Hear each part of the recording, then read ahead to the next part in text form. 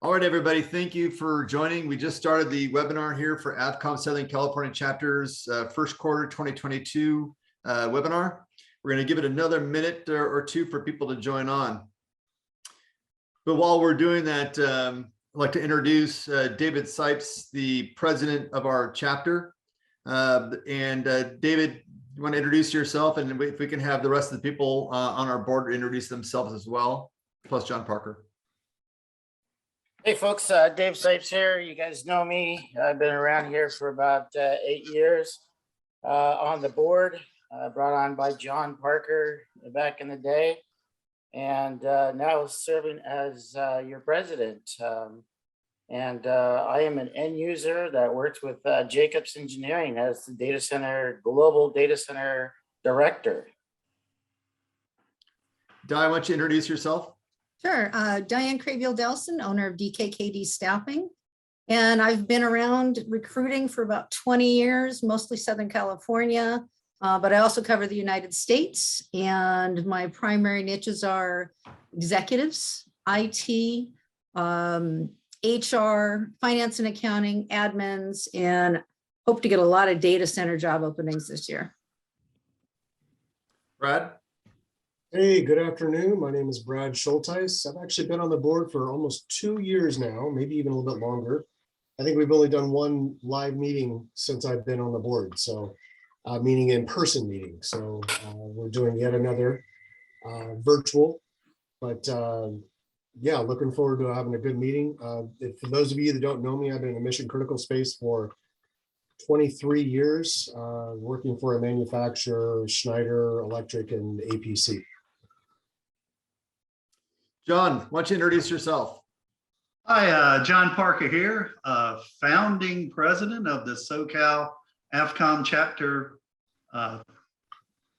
back in 2007, former president of the SoCal 7x24 chapter, current Data Center Institute board member with AFCOM. And I've been managing data centers over 20 years, managed about every kind of IT team there is, I think, in my 30-year career, and currently manage global data centers for Esri. Thanks, John. My name is Jason Shepard. I've been on the board of AFCOM Southern California chapter just after David, so just over 8 years at this point. John recruited both David and I to be part of this board when he founded the chapter. In my day job, I'm a data center site selection and acquisition specialist and broker, helping our clients acquire data center capacity really around the world. So what we'll do is right now, just to kind of kick this off, I'm going to have David, as the president of our chapter, take us through, obviously, the agenda, what we're talking about here. David's going to have his welcome announcements, and then we're going to go through about 45, 50 minutes worth of discussions as far as, hey, what's going on in the actual data center industry, and what are the projections for kind of going forward, followed by Q&A at the end, 5 to 10 minutes. Brad is going to be watching the actual Q&A board and letting us know if we have any questions there at the end. So without further ado, David, I'll turn it over to you for the president's message. Thanks, Jason. I appreciate it. And first of all, our hearts go out to the people of Ukraine and everything that's happening over there. Please keep the people in your prayers of that country as they are currently battling some unprecedented times right now. Here on a local front, we're coming out of this, several-year battle of COVID. The board has been continuously talking about, when we might be able to get back into in-person meetings and that kind of stuff. Right now, with us just opening up in the LA County area for mask mandates, we'll probably give it another quarter or so, before we look to go back into person. But hopefully, definitely by that Q4, we can get back together and get back to shaking hands at our holiday social. Another big, announcement on the AFCOM front is don't forget Data Center World is Let me 20. move up one there so you can see the dates. Oh, okay, yeah, March 28th through March 31st. This one's happening in Austin, Texas. This is an in-person meetings. So it'll be open to everyone who's interested in attending. So please go check it out from datacenterworld.com and get your tickets as soon as you can and lock in your spot and hotel and all that kind of stuff before they start to sell out there. So we're really excited that Data Center World is back in person, and they're off and running with some great turnouts and great overall content that's slated for this year. So we look forward to seeing everybody there this year. I think other than that, I think we have a standard format today where we're going to be talking about a lot of the trends that we've seen from 2021, what was hit, what was missed, where we'll talk about that, see what we in 2022, what are the bold predictions for 2022. And then Jason's attended the Pacific Telecom Council meeting last month in Hawaii. I'm not sure if he was at the meeting or he was on the beach, but he says he was at the actual meeting. So he's got some great content that he's brought from that. And then of course we brought John Parker in, who's a seasoned veteran and a part of the still part of the Data Center Institute with AFCON, which is a group of very tightly knit data center professionals. And he'll walk us through some of his what he's seeing. And I'll talk about a little bit of what I'm seeing from the end user side. And then, we'll talk about some staffing issues. I'm sure everybody's starting to have staffing issues. And the other big thing is everybody's having is equipment issues. You can't get a hold of the equipment right now. So we have some thoughts around that Brad will be touching on for us. So I'll go ahead and turn this back over to the board and namely Jason, and he'll start to lead us through today's webinar. Thank you. Thanks, David. A couple things. So you'll hear me as we transition between slides. It's important to note that this session is being recorded. We will basically splice it up and post the various segments on our LinkedIn page and our website so that our viewers and chapter members of our Southern California chapter can view various segments at their leisure, share them with teammates, etc. The purpose of our chapter is focused on education and promoting that ecosystem of communication between IT teams and the data center operations teams, whether that's in-house or their third-party operator partners. With that, as I transition between slides, we'll try and pause for a few seconds. That gives us a good edit point for those. And so if you hear a little silence, it's because we're pausing between those slides. Last thing I'll say is I am going to be going to AFCOM Data Center World. And like I do for a lot of our events, I take notes and I'll share those events. I'll download the actual presentations like we did for the last series of Data Center Worlds. And we'll make those slides available to followers of our chapter through our LinkedIn page and website. First and foremost, I did go to Pacific Telecom Council's 2022 event there in Hawaii.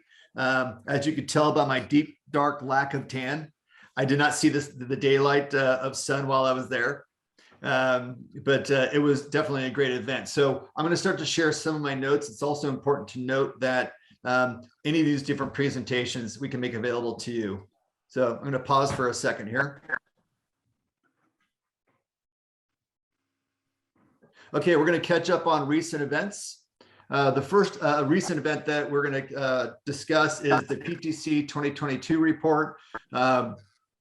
there is, 30 some odd sessions there. I've downloaded all their different presentations. If anybody would like a copy of those presentations, reach out to us either on LinkedIn or send me a direct email. My name is Jason Shepard, and we can actually get some of those slides over to you. Now, this is the only one slide I'm going to share from that event. And this was the panel discussion of CEOs of some of the largest co-location providers in the world, talking about trends that they're seeing from an operating and investment perspective. On the left-hand side, you'll see the panel, the slide where they've tried to identify the various wholesale providers, the edge providers down below, and then the upper right-hand corner, they label this, I think they mislabeled this as enterprise, where I believe they really meant to be retail co-location for that. And again, the fundamental difference between wholesale co-location and retail co-location is whether or not it's the scale and scope, first of all, the size of the actual project, and also whether the power is separately metered from a consumption standpoint. So in the upper right, you see companies like Cyxtera and Equinix and Flexential. As the upper left, you'll have like the Digital T Trust, Vantage Data Centers, CyrusOnes, and Aligns of the world as well. So anyway, some of the notes that I'm taking away from this, for instance, is the way that the panel talked about the data center market, which is so strong and demand is so strong for data center space. However, what you're seeing right now is that with supply chain issues, the costs for everything right now are going up. But because there's such demand for co-location space today, that their thought is they're going to have to start increasing prices to customers of data center capacity.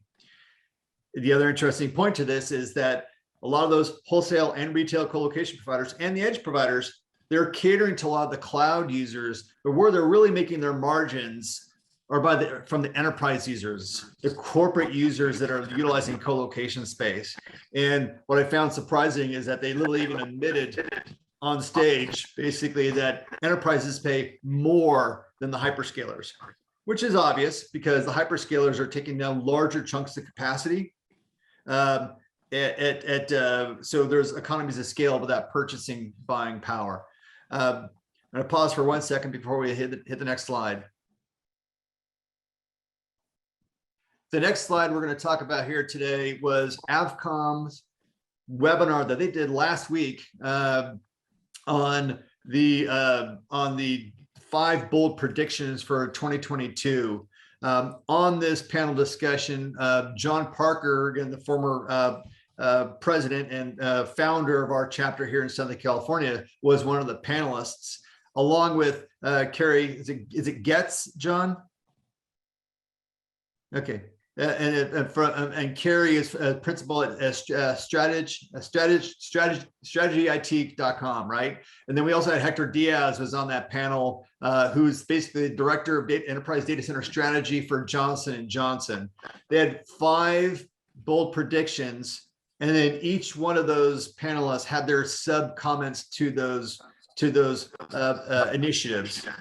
The other thing that I will say is that we are going to have some of our board members make comments to what these questions are, as well as having John provide some comments. So the first comment that they had, the first question that they had, first trend, is that the skeleton crews are here to stay. John, do you want to kind of give a comment on this one? And you're on mute, John. You're on mute. There you go. There you go. Sorry about that. There's so many reasons skeleton crews are here to stay. Software as a service, cloud computing in general. There's so much automation now in data centers and throughout IT. People do more things remotely. It's so easy to do it remotely, in fact. So you just don't touch hardware like you used to. We've noticed that we've been in the cloud ourselves for, 12 years now, 14 years. And every year we see, I see less people signing into our data centers or badging in to go in and do work. To me, that's an easy indicator. If you can look at your access report of your data centers from 5 years ago and monitor till today and look the next few years, you'll notice there's less touching. So the second question that was posed, or the poll prediction, was the talent crunch becomes a talent crisis.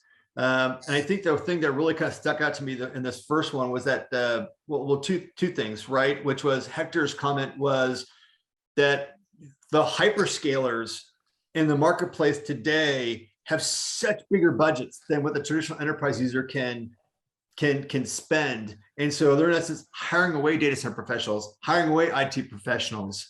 So it's really creating a competitive marketplace that other users just aren't able to keep up with. And then also Carrie's comment, 1/3 of our workforce, and I'm assuming that 1/3 of the workforce is referring to the data center specific workforce. Yes. Is going to be retiring within the next 3 years. And then lastly, John, what I really appreciated with your comment, which was, hey, all these hiring concerns, the difficulty with onboarding contractors, hiring contractors was an easy path for you to be able to make those adjustments or make those hires. Any comments there, John? And also, Di, I'd like to have you comment here from a recruiter standpoint. Oh yeah, for sure. Our company, we have about 6,000 staff on our campus alone, and it's at our campus and our company in Redlands, California. One of the upsides to the talent crunch now, more companies are becoming global and are becoming more friendly to hiring people anywhere around the world and not having to come into a brick and mortar building. So I think that's going to be a big help for the talent crunch. But in general, what I've seen from attending conferences and having these board meetings, and it trends at our own company, is that so much automation is coming into play, and DevOps and DevSecOps and DSIM and data center as a service and all these things. There's so many new skills, cloud skills, that people have to learn now. So really, it's more the part of the reason we're in a talent crunch is because the old system administrator job, the old network administrator job, your legacy positions are going away, and they're transitioning to these new positions. And with these new positions, COVID didn't help it. COVID in fact has delayed and enhanced the talent crunch because people haven't been able to go away from training and more or less get it approved. And there hasn't been a ton of it offered online that you can really get the skills you need. So I'll just shut up there. There's so many other reasons for the talent crunch, but to me, those are what I've seen in the industry and our own company. Don, any comments on the recruiting end and staffing? Yeah, I can talk a little bit to the talent crunch. I can say for, let's say 2021, it was kind of interesting. I had an easier time filling executive roles and leadership roles. And I think that was attributed to, furlough came in, people were taking a hiatus from work, and a lot of the executives realized they didn't need to go back to work. Or people that were, like I said, furloughed and maybe had a few months off, realized they didn't like the job that they had as well. And so it became a little bit more picky. And it was just kind of interesting that I was able to fill the executives roles more than I was in the past. And now I'm getting a lot of inquiries for contractors, like for desktop roles that I hadn't seen in a couple of years. So there's a lot of movement in the networks and the infrastructure, and a lot of companies are hiring. And of course, cloud, is one of the prevalent resources that people are looking for. We just don't have enough, and just need a lot more training. Like John said, there's not enough provided that's maybe accessible and maybe affordable. So Di, quick question for you, and this wasn't a scripted question, but what is the biggest skill set currently in demand that you're seeing in the marketplace today? I can't even say what the number one skill set, because it's across the board. I mean, I have DevOps, I have IT manager jobs, I have networks, I have, Cisco, cloud, AWS, I have .NET, I have Java, just everything. just, there's so many different job openings and so many different types of jobs. And maybe it's because I'm not really niched into just one type of job role that I fill, because I work on building teams. So it's everything, applications and infrastructure. So I see Sure, maybe this is a good opportunity to address, for people who may not be kind of familiar with our chapter or new to our chapter, but the AFCOM Southern California chapter, nationally, AFCOM is predominantly a data center industry association. But here in California, where our cost of power is so high, the seismic risks, that many of our colos are in, many of our data centers are in co-location facilities that are out of state. But we do have here in California, or all the corporate headquarters and all the IT teams, all the IT operations teams, who may not necessarily know. Everybody knows how to drive a car, but not everybody knows how to work on it, right? So our industry association is trying to help bridge that gap and provide that knowledge and skill set. So having Di be part of this team is very helpful for us. So thank you. We're going to take a pause. Jason, Here. Have you had any, have you noticed any challenges with the market as far as talent goes due to COVID, like that the education system isn't keeping up with the demands due to COVID or anything like that? Or are you still finding great talent out there? It's kind of a twofold. I was going to address this in a later slide, but if you're a hiring manager, if you are looking for certain talent and either a recruiter has presented a good candidate to you or a candidate has applied that looks great, you better move fast, because it's been kind of twofold. Either I get the dishwasher applying for the IT manager, right? So we have to sift through hundreds of resumes on a daily basis and figure out which ones. And I think I've told you before that I have a steadfast rule that I reply to every single applicant just out of respect, because people are applying for jobs and they never get any type of feedback from the company. So they don't even know if the client or the company got it. So my advice, if our listeners out there are hiring managers, is move fast if you see a resume. And I know you get slammed by a lot of resumes or maybe a lot of recruiters that send them in, but if it looks good, move fast. I have one that I lost 2 candidates just within 2 days because they got an offer already and they're paying quite a bit more. They're offering $10,000, $20,000, $30,000 more than they're normally making. Prime example, programmers and developers, very high in demand right now. And a young man that I know got a job. He's in his 20s, $90,000 starting 2 years ago. He has been hit up by recruiters and being sourced, right, to try to entice him away. The company turned around and gave him $20,000 more just to stay, and a bonus to stay. So if you're in a hiring position, if you're looking for good talent, pay well, keep your people, and move fast. And if you're a job seeker, make sure you help your recruiter and or the agent or the company that you're applying to. Make sure your resume speaks to what you're applying to, because we're literally getting hundreds of people who are not talented applying for the same job. I can post a job and get 100 candidates in one day. And the ones that are going to get response from us right away are obviously the ones that look like they fit. And sometimes we just get such generic information. That's part of the problem also, is if you have the experience to fit a certain role, scream it out on your resume, at least on the top, because there is a shortage and we have to go sift through a lot to figure out which ones are good. Thanks, Di. Yeah, I have a quick little comment on that too. Skill sets and job titles, I think now and going forward, it surely is with our company, and I'm seeing it in the industry as well. It's more of a blended skill set.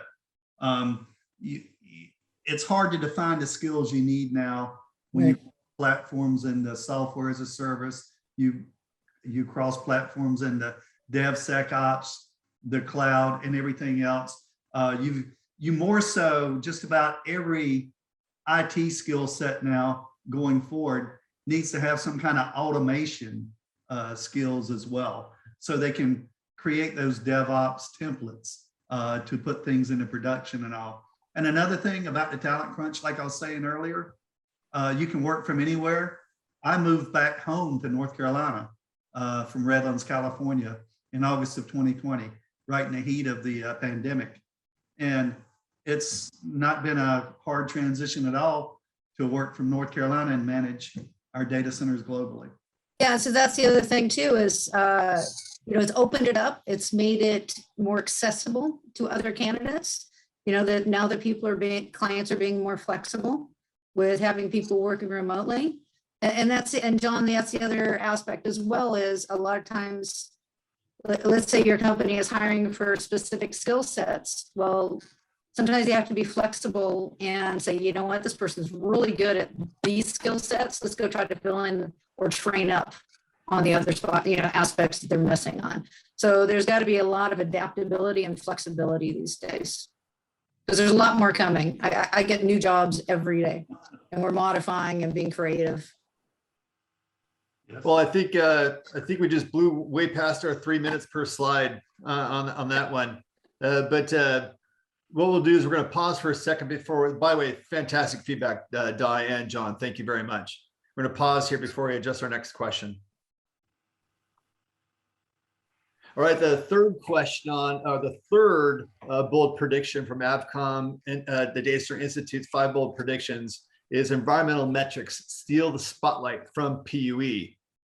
And John, you want to kind of talk about your thoughts on this one? Yeah, that's one thing you've got to do, no matter what your role is in IT, or even if you're a vendor and you're in sales and all. You've got to have good metrics. So if you're talking environmentals, you've got to have good metrics. And to have good metrics in whatever you do, and I've spoken on metrics themselves many times at conferences, you've got to start with your baseline metric, okay? And then you've got to grow it from there and sort of be able to see your stepping stones along the way. An easy example is, when I consolidated my main data center about 6 years ago, I took the baseline metrics I already had, and we did a lot of sustainability and green items to that data center when we consolidated. I had the baseline metrics. I could tell you, as soon as we consolidated, we reduced our HVAC utilization by 60%. We reduced our power bill by this amount of money, and so on and so on. So you got to get those baseline metrics, and when you get them, make sure they're useful. Just don't pull them because you can pull them. And decent tools now are so useful in getting you those. One I don't think people use enough is your peak power usage in a data center. People seem to be more concerned with what their average is and that kind of thing. But you really need to know what your peak power is, because that really mandates every piece of equipment you use in there to not exceed the threshold. And it's just a good one. So John, for the IT directors that are out there and the lesser experienced data center managers, et cetera, can we define what PUE is, right? Because I look at data centers, right? So there's the critical load, right? This is the amount of power you're needing for the actual servers and your IT hardware inside the data center facility. But you also need amount of power for the cooling systems, right? Everything on the back end, the infrastructure side, right? Can you define, John, what PUE means to you? PUE it's an old term. It's power use effectiveness, and there's a little formula you can use to divide your total energy by your total your equipment and the energy it uses and so forth. But it's just a good measurement in the industry. And I'm not going to say, I don't even know how to say it. It's one of the key metrics most companies have to use if they use co-locations, because it sort of defines how you pay your bill.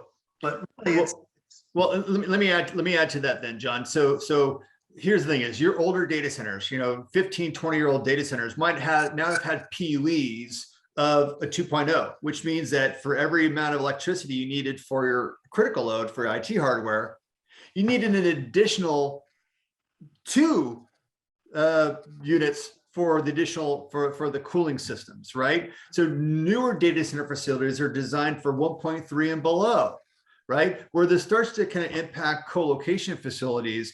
And when you do a wholesale co-location deal where you have your power separately metered, right? You might have that your separately metered power consumption be tied to that PUE or that uplift factor. Let's say if it was a 1.5 PUE, if I'm paying $10,000 a month for my critical load, I'm paying an additional 5 for my share proportionate share of the cooling. This is where a lot of the PUE and uplift factor ends up being tied back in together. But another thing with the PUE is you hear a lot about these data center facilities that are going out to really low power cost markets. They have incredibly efficient PUEs. But the challenge is if that utility provider is generating their electricity based upon coal power, is that still in essence a green initiative? Is that still a green data center facility? Right. So you're not necessarily getting the credit. Yeah. So, PUE, it's got its flaws and everything. I mean, it doesn't count, it only counts in that room, in that area, takes into consideration those things. It doesn't take into your external factors or anything. But, I think the Green Grid has and I'm trying to remember what it was now, it's been a few years ago, but they came up with a different measurement to measure your data center sustainability. And sustainability. I'm trying to remember what it was called. And it's kind of a complex formula. It's a little triangle and all. And there's several others, there's WE, UE, and so forth. But I don't care what metric you do, just get you a good baseline and see how you make it better. And you reduce your carbon footprint, you reduce your cost of energy, you reduce your expenses, all those work together on those metrics.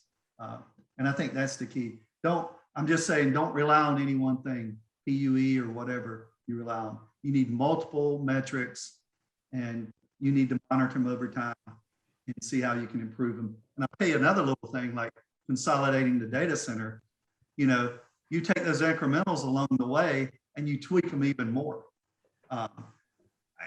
It's like little things like you can do, just redirecting airflow if you have a raised floor, putting in better vents and all in the room, changing out your HVAC fans to the new, more energy efficient. I think I gained 60% reduction in the cost of my HVAC utilization.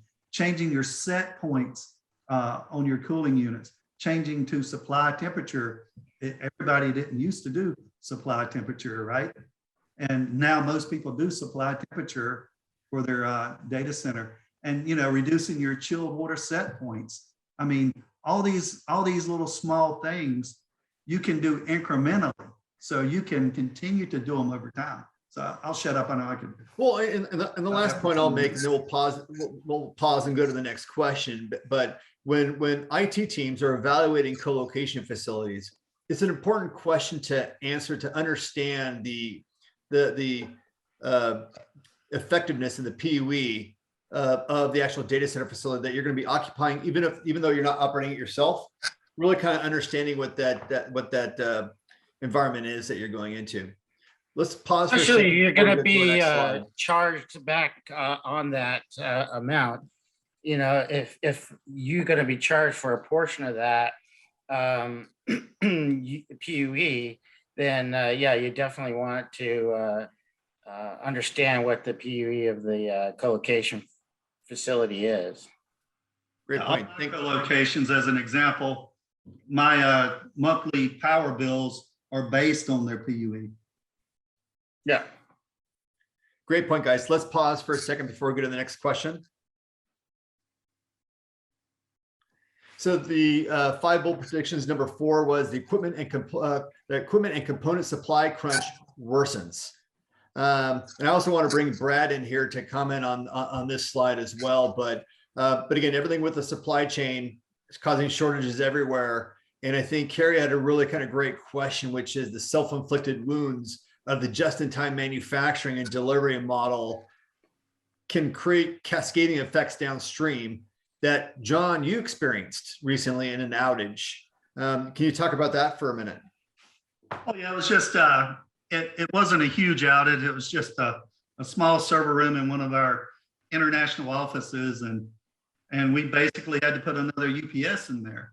And, you know, it's taken me over 20 weeks before they'll even, you know, do the order. Our company, we're planning 2023 already and trying to go ahead and get our orders in, you know, as soon as we can, or as we think we should, because we're having to plan out now that we know those Dell servers, those HP servers, those Cisco networks, Palo Alto, whatever, you know, it's not going to be the normal 4 to 6 weeks like it usually is from the just in time. It's going to be more like to 15 to 25 weeks for the hardware. So you just have to go out and plan that way.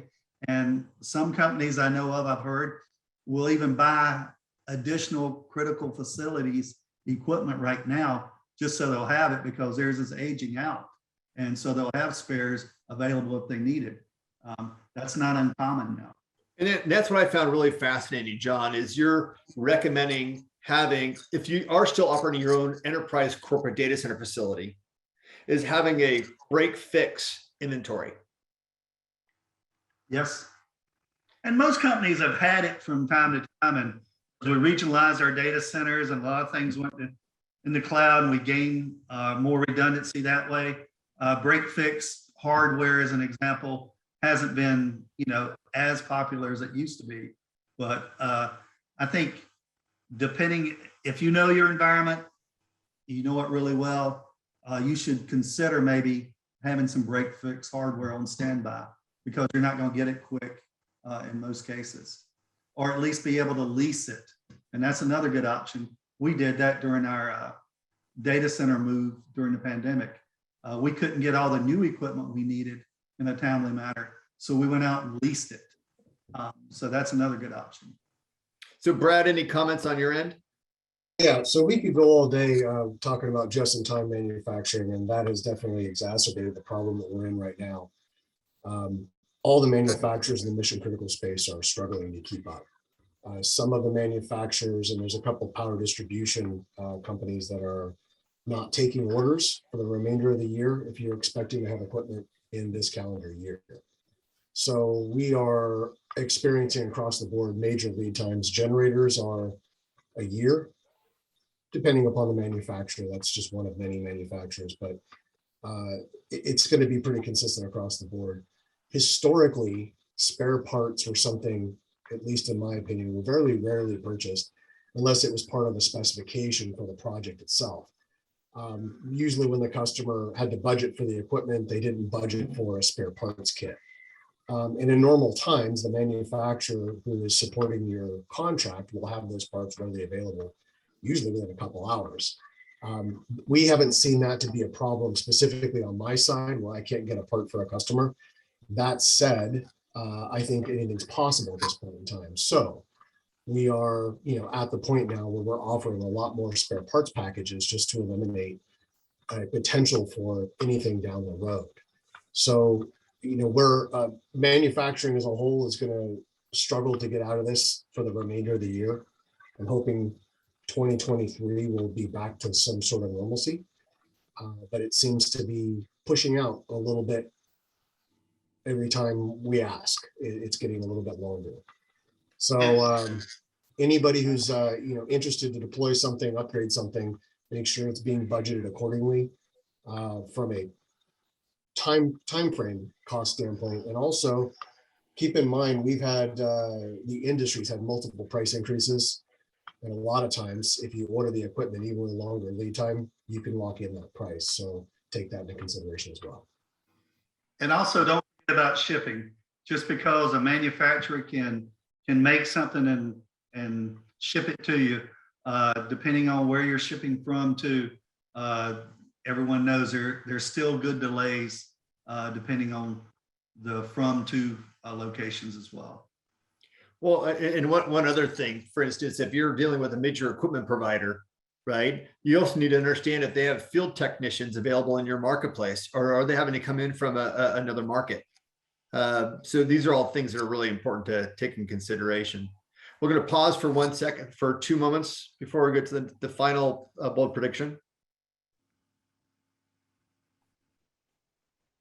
All right, the fifth bold prediction from the Data Center Institute was the decentralization of data centers. John, you want to provide an initial comment here?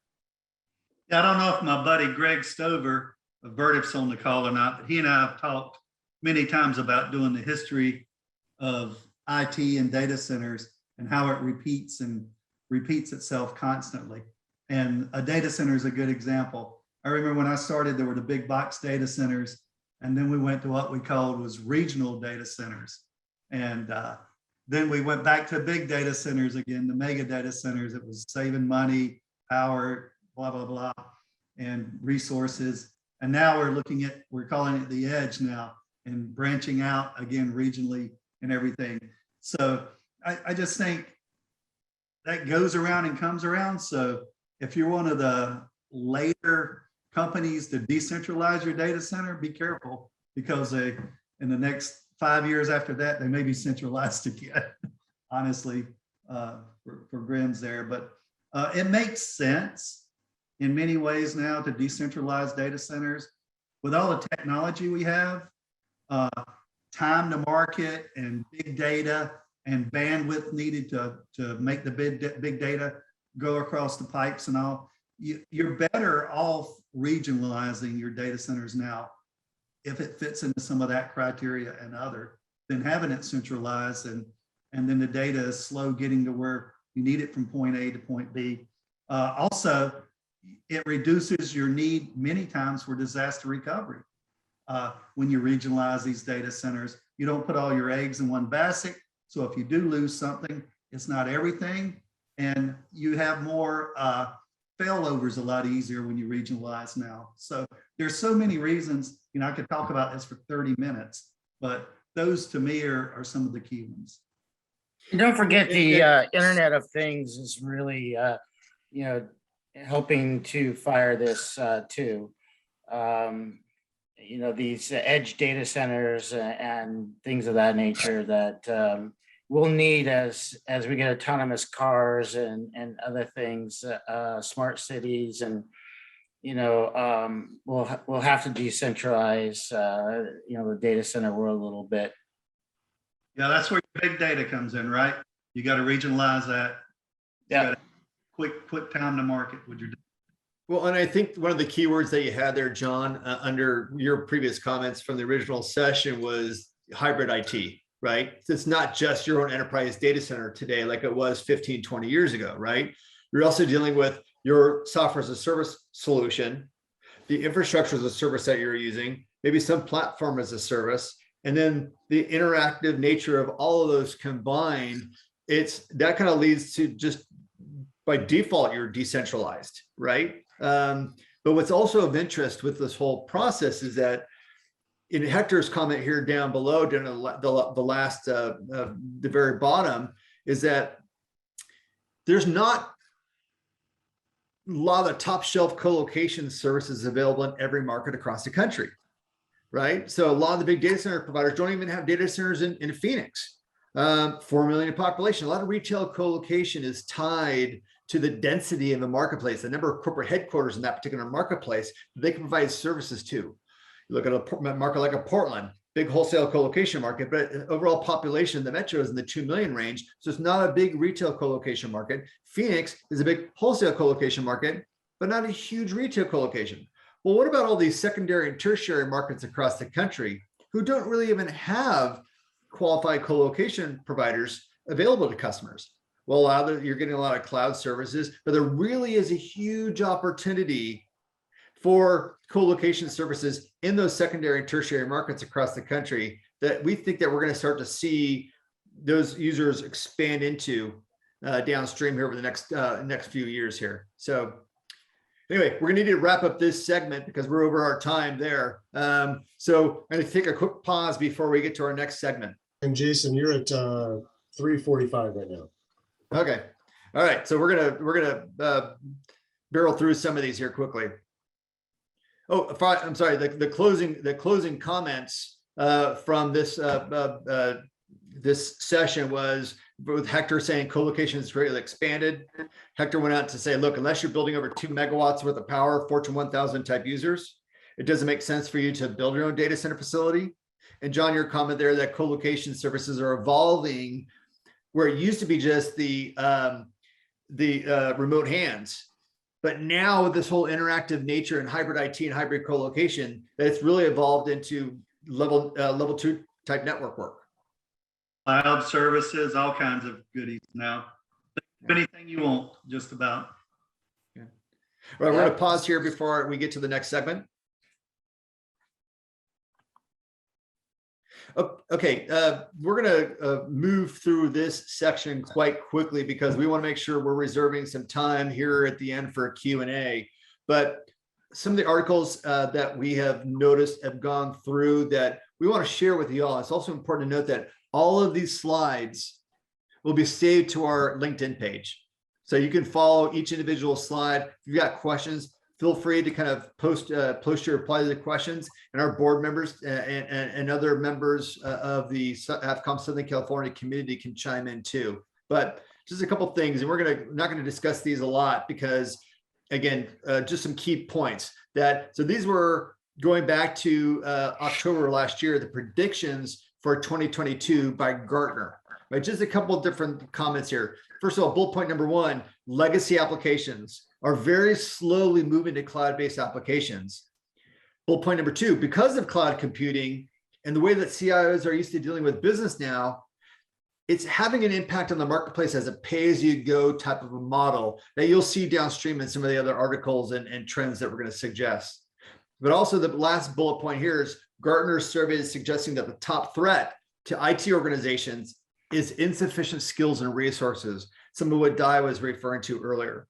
The next slide, the top priorities for CIOs in 2022. Again, remember I mentioned at the very beginning of this webinar that a lot of the cloud-based initiatives I've highlighted in blue here.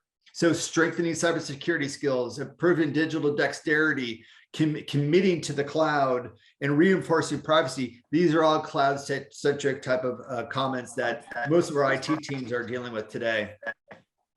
The next one here, again, we're going to breeze over this pretty quickly, but for Rich Miller at Data Center Frontier last year, every year he does his projections for 2021.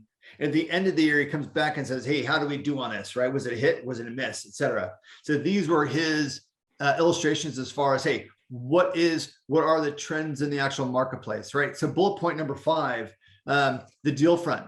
The year of major data center M&A. Made my notes here. CyrusOne, large wholesale colocation provider acquired by KKR.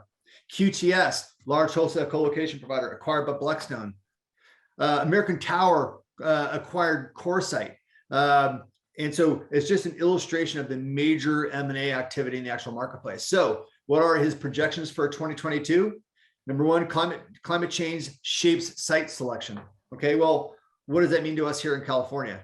If you look at our renewable energy laws in the state of California being 60% green or 60% renewable, and then 100% green thereafter, what this is doing, this is driving up our power rates, which is forcing users out.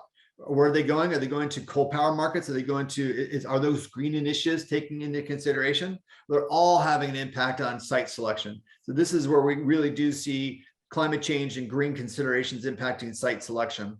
The investment accelerates the move into regional markets and edge.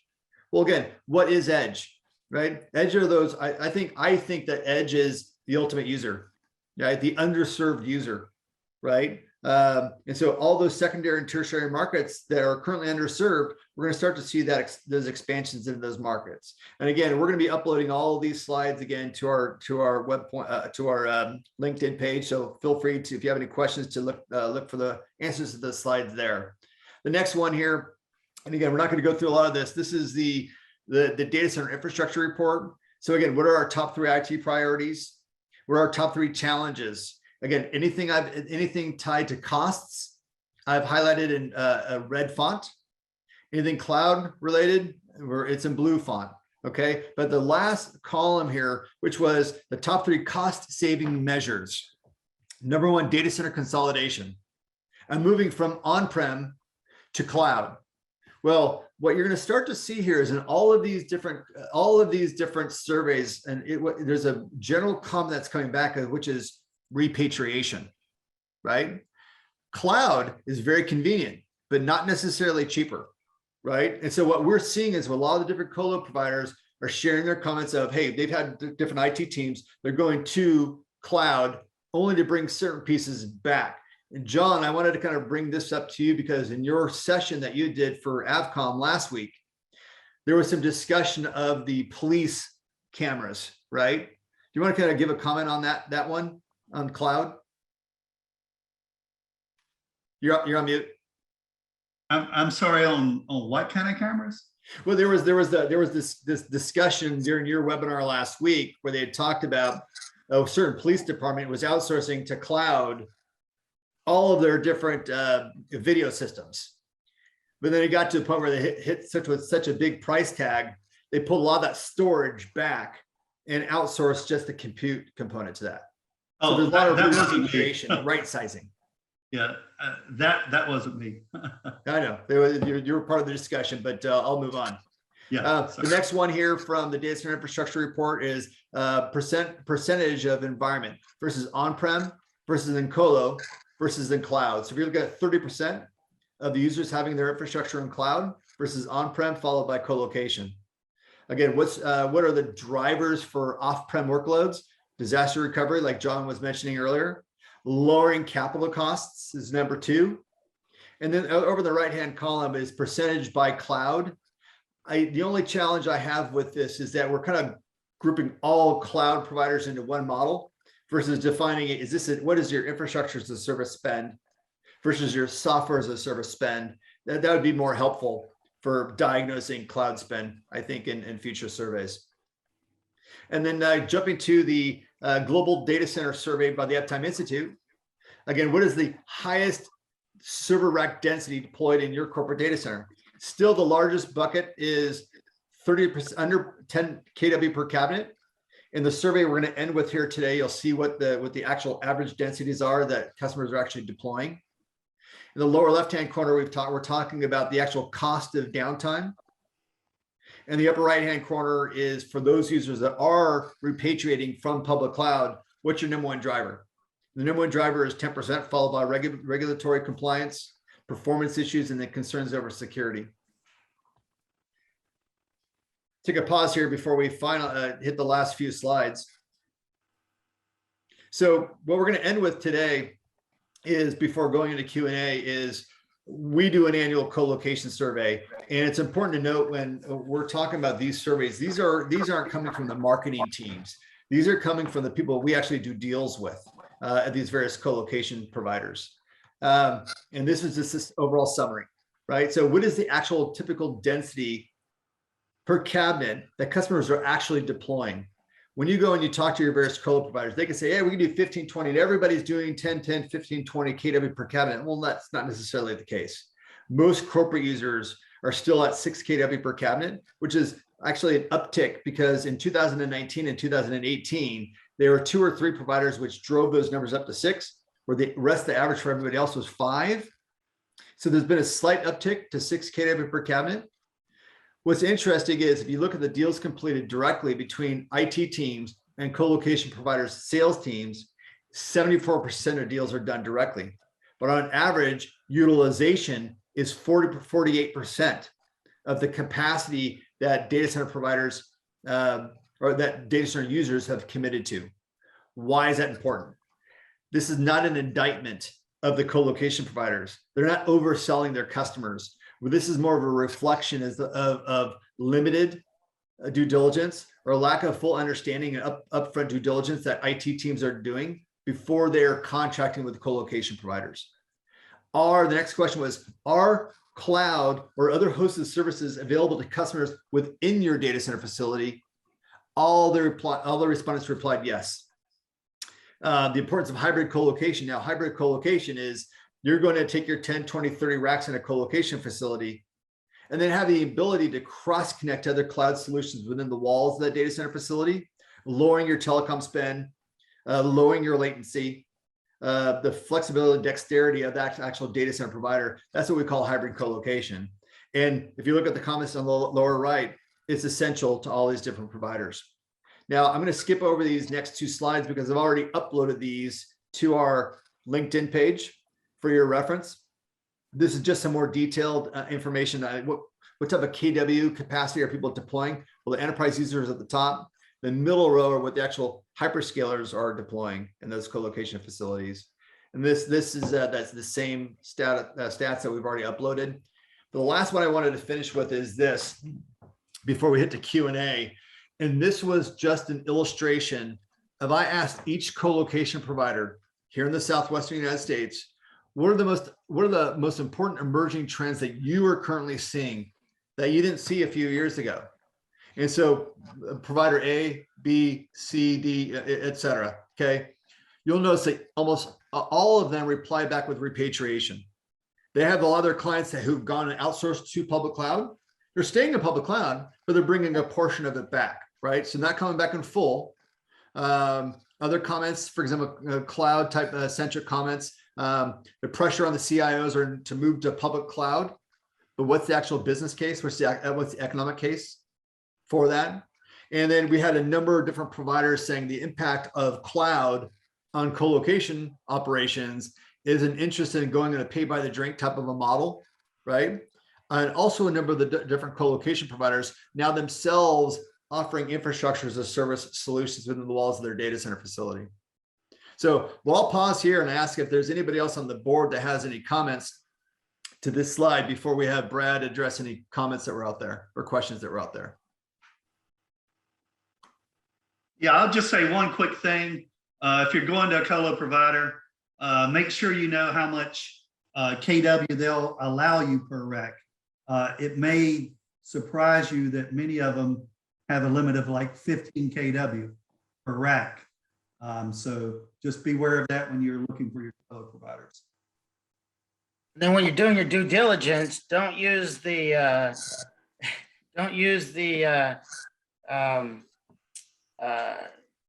power consumption capabilities on the back of the server as your justification on how much power that you actually need in a rack. There's other things that you can use, and that's why there's so much stranded demand out there. Where I take down 100 kW of space and I only use 48% of that is because we're using wrong calculations to do our due diligence before we go out there and purchase a world colo space. So there's other ways to do it. I'm sure some of our friends out there can help us with that. Yeah, and I think like the comment that we typically make is for our clients, it's important to have each of the individual stakeholders that's involved in the project, whether that's IT, whether it's network, whether it's the CIO, finance, corporate real estate, all conduct a data center needs analysis, right? For each new project, whether it's a data center project, co-location project, cloud, et cetera, it's important to take care of that needs analysis. So a good, decent tool. We'll stop with that. And because I know we're right on our mark, and Brad, do we have any questions that have come in? Yep, we got one from Jim Chu, who's asking about the 6 kW average.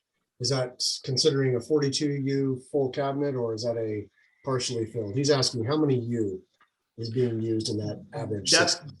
That's across all providers, right? So whether those people have the 7-foot tall racks or 10-foot, that's the average across the providers. So I think that's difficult to identify, but we do have the breakdown of each provider responded that will upload to our LinkedIn page, so everyone can look at what those individual replies were. Any other questions that came in, Brad? That's it. Yeah, I find I can get easily 6 kW into a 42 U rack. So you don't have to go with a 48 U rack in order to have enough RU space in there to get your 6 kW. A 42 U rack on some of these Cisco UCS chassis and other things that are out there will 3 or 4 of those in there will easily consume 6 kW. Mhm. Yeah. Real quick on David's comment, if you got a good decent tool, you'll be able to know your average power consumed by hardware, so you don't have all that stranded capacity. Highly recommended decent tool for so many reasons. It saved my life. Yep. One other comment here is that there was the mention that there's such demand for data center space, right? That it's a seller's market right now, which is driving expansion across the actual market, which is quite exciting to see. But it is important to note that there's a great feeling out there that there's going to be upward pricing that users might be experiencing now in the market. So final closing comments. I'll go by provider. So Di, any final closing comments? I just hope to see, everybody in the data center world being able to get their product really fast because of the supply chain issues. And let's hope to see a lot of hiring in the data centers as well this year. Brad, any closing comments on your end? Yeah, I would say for us in the mission critical hardware space, we can't get parts fast enough. So a lot of us are sitting on our hands trying to deploy projects that we've had on paper for months. So this will take some time to get through it.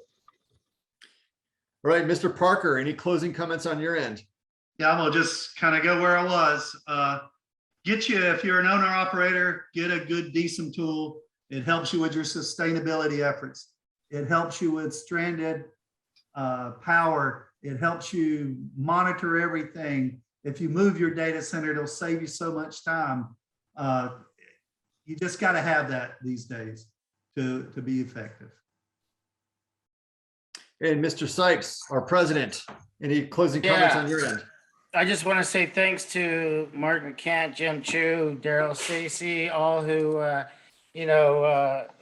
reached out in the Q&A and said great things. I know COVID wasn't a polite thing on the world, but it has changed the way that business is being done. We're seeing it all over the place. And I think overall, I think it's for the better. I think it was going to happen. It kind of forced us, into this new way of doing business. And, just wait and see where it takes us from here. But, remote is here to stay, which is good because it's only going to expand our data center footprints and overall IT, needs. And so really look forward to seeing where it's going to take us over the next several years. Thanks, Dave. So my closing comments, with my personal responsibility on the board being outreach, I apologize in advance for flooding your inboxes with invitations, but I do encourage you to get involved with our LinkedIn page, use the message board, look at the slides.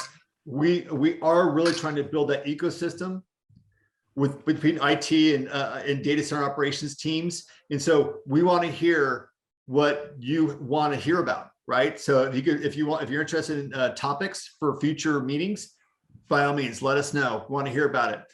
The other thing we'll close with is that we are looking to expand our board with thought leaders throughout Southern California, right? And so if you're interested in joining, being part of the team, we'd love to hear from you. So with that, we'll see you next week at AFCOM's webinar, and at the end of the month in Austin, Texas for Data Center World. If anybody's interested in going, I'll be there as our representative for the board. So without further ado, Thank you. we'll adjourn. Thanks a million, Jason. Thanks, guys. Thanks, everybody. For joining.